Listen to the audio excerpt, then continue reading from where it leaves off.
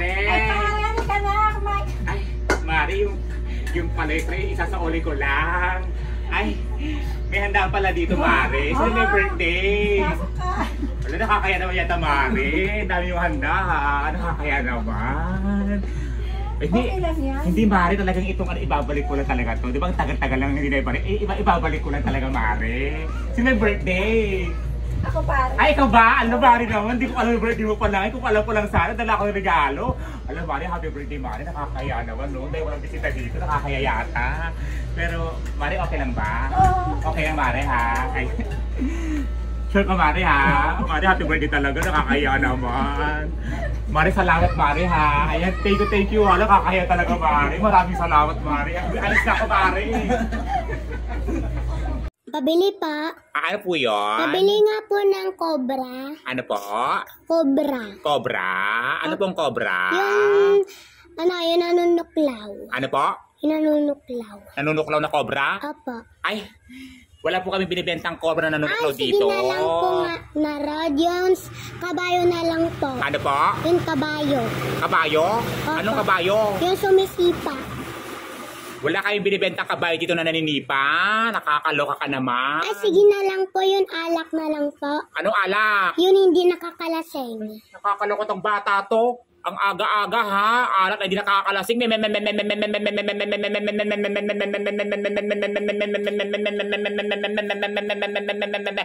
Ganon? Nakakaloka?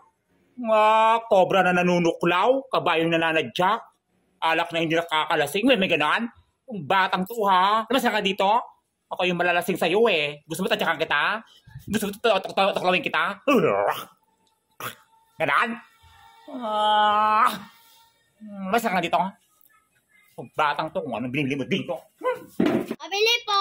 Ano po yun? Pabili nga pong tangang sa strawberry. Ano po? Pabili nga pong tangang sa strawberry.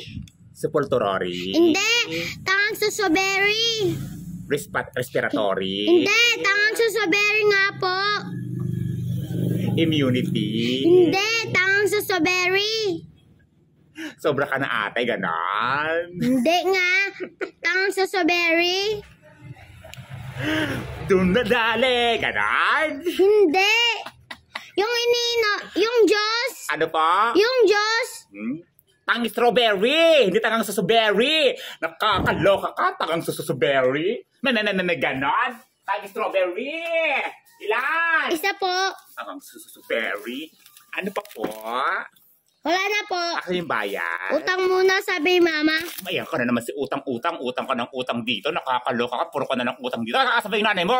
Ang daan nakikimarites. Yung nanay mo, puro na lang marites. Marites ang marites. Yung kasama niya, marites. Puro na lang marites yung nanay mo dito. Puro na utang ng utang. Tangang susuberry. Tangang strawberry. Kakaloka ka. Labas ka dito. Tangang susuberry. May ganon. Bili po. Palapa. Tenements nga po. Ano po? Palapa. Tenements nga po. Ano pa yung binibili nyo? Ano po? Palapa. Tenements nga po. Palapa tenements. Ano salita yun? Chinese, Japanese, Korean, Afghanistan, Uzbekistan. Dela pins nga po. Miss Philippines. Ano po? Yung pinya nga po, yun linalagay sa adoba. Ay! Pineapple tidbits yun. Palapalapal tenements. Ganon. Ilan? Isa po. Kaloka kayo, ha? Palapalapal tenements. Pineapple tidbits. Kakaloka. Ano pa po? Wala na po. Bayad nyo? Yung sukli ko po. Wala pang binibigyan na bayad. Nangyin na sukli. Nakakaloka. Labas ka. Aga-aga, ha? Pabili po. Ano po yun? Pabili nga po ng sardinas. Sardinas? Ano pong sardinas? Yung hindi nakalata. Ano po? Yung sardinas na hindi nakalata. Sardinas hindi nakalata? Opo. Ay, wala po kaming ganon. Ay, wala. Wala po. Sige, tinapa na lang. Ano po? Tinapa. Tinapa? Anong tinapa? Yung walang tinik. Ano po? Tinapa na walang tinik. Walang tinapang walang tinik. Ay, wala rin. Wala Sige, po. munggo na lang. Ano po? Munggo na lang. Munggo? Anong munggo? Ano bang meron dyan? Meron po kaming buo tsaka durog. Sige, yung buo nga patingin. Ito po. Ilang piraso yan? Ay, Hindi ko po alam kung ilang piraso po ito eh. Pakibilang nga. Ano po? Pakibilang nga. Bilayin ko. Aray! Nakakaloka ka. Bibilayin ko yung laman ng munggo na ito. Bibilayin mo ng buto ng munggo dito. Nakakaloka ka. Mas ka. Nagigil ako sa iyo ah. Pabili po. Ano po yun? May girl bawang po kayo? Ano po? Girl bawang. Girl bawang? Opo. Girl bawang? Wala kaming binibentang girl bawang dito. Ang meron lang dito, boy bawang. Hindi nga po boy bawang, girl bawang nga po. Nakakaloka naman tong batang to. Pinapaliwanag ko nga na maayos. Wala kaming binibentang girl bawang dito. Ang meron lang boy bawang eh. Yun nga po kasi yung pinapabili ni tatay, girl bawang. Sabihin mo sa tatay mo, wala nga kayong binibentang girl bawang dito. Ang meron lang boy bawang. Ganon nga yung pinapabili ni tatay, hindi naman siya bakla eh. Ay, nakakaloka tong batang to. Porkit boy bawang yung bibili, kailangan talaga hindi bakla yung bibili. Nakakaloka yung tatay mo. Asa ba yung tatay mo? Nandoon. Naghihintay ng girl bawang. Nakakaloka yung tatay mo. Mabuti kung si nanay bibili dito eh, di boy bawang ibibigay nyo. Nakakaloka ng tatay mo. Gusto niya talaga girl bawang. Tapos pag yung nanay, kailangan boy bawang. May gender ano dito. Nakakaloka kayo ha. Itong mga, kung ano ang mga binibili nyo. Walang sabi mo sa tatay mo, walang girl bawang dito. Ang meron lang boy bawang. Ang utosan mo yung nanay mo. Wag yung tatay mo mahilig sa girl bawang. Nakakaloka.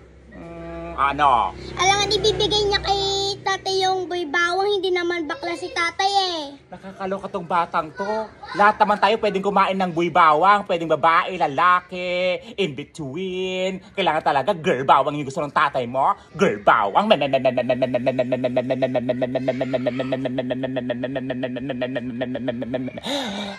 Ganon? Itlog ko. Gusto mo? Nakakaloka. Lumasa ka dito? Girl bawang. Boy bawang yun! Ang utang ay utang na dapat mong bayaran. May pera man o wala ang iyong inutangan. Ang utang pwede mong takasan at kalimutan. Pero hindi ang kahihiyan. Porket hindi ka na sinisingil, hindi ka na magbabayad. Tandaan mo, yung inutangan mo may pangangailangan din. Kahit anong ganda ng trabaho mo, negosyo o bahay nyo, hindi mo mararamdaman ang ginhawa at asenso hanggat hindi mo binabayaran lang lahat ng taong inutangan mo. Porket hindi ka na sinisingil, hindi ka na magbabayad. Tandaan mo, yung taong inutangan mo may pangangailangan din. Walang utang na hindi kayang bayaran sa taong may natitirang kahihiyan. Ang sekreto sa pag-asenso mo, bayad utang. Paniwala ka, kapag hindi ka marunong magbayad ng utang, kahit anong kayod mo, hindi ka aasenso. Kung umutang ka, magbayad ka kasi hindi lang pera ang hinihiram mo, kundi pati yung tiwala ng inutangan mo. Karamihan sa mga taong nababaon sa utang ay ang mga taong feeling mayaman na inuuna pa ang kayabangan. Sa mga taong marunong magbayad ng utang, saludo po ako sa inyo at dahil dyan makakaulit pa kayo.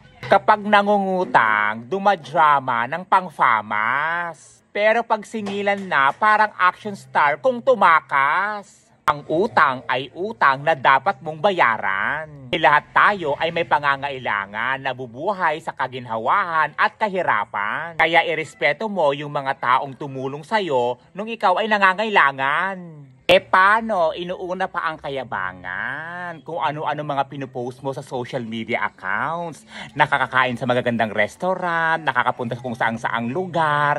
Tapos yung inutangan mo, kamusta naman? Nandoon, nga.